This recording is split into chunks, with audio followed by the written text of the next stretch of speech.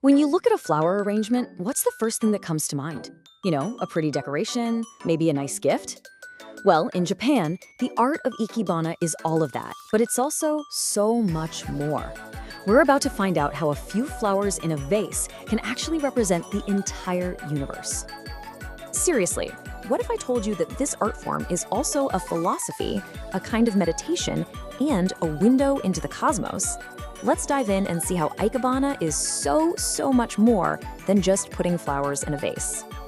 Okay, so to really get what Ikebana is all about, we've got to travel back in time. We're talking 1,500 years. This isn't some new trend. It's a living tradition that's been shaped by centuries of Japanese history. Our story starts way back in the 6th century with something called kuge.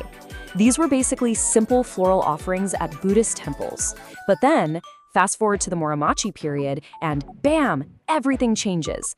The samurai, the warrior class, they pick it up and turn it into this incredibly disciplined art called kado.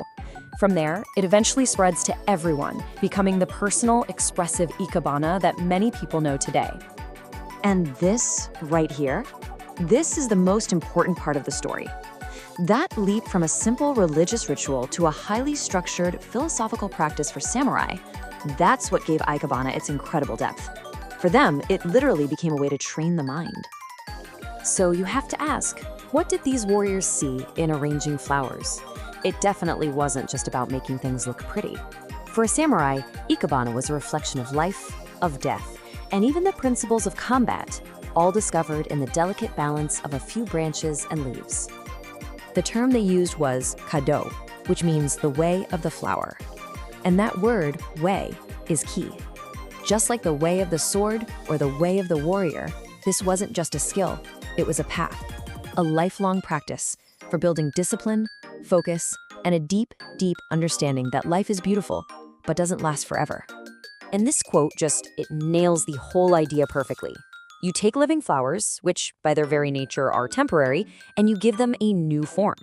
In doing that, the artist is really thinking about the flow of time. A tiny bud could be the future, a flower in full bloom is the present, and a withered leaf or a seed pod represents the past, all existing together, right there in one arrangement. But it gets even deeper. Ikebana doesn't just capture time, it's trying to represent the entire universe. Yeah, you heard that right. Each arrangement is meant to be a microcosm, a complete cosmos tucked inside a single vase. So how do they do that? Well, it's all built on these 3 symbolic pillars: heaven, earth, and humanity.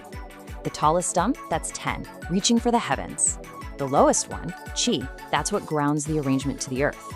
And then there's Gen, humanity, which lives right there in the middle, connecting the two. Now here's where Ikebana starts to look really different from the kind of big, full bouquets we might be used to in the West. The philosophy isn't just about what you put in the vase, it's just as much about what you decide to leave out. And this leads us to this incredible concept in Japanese art, ma.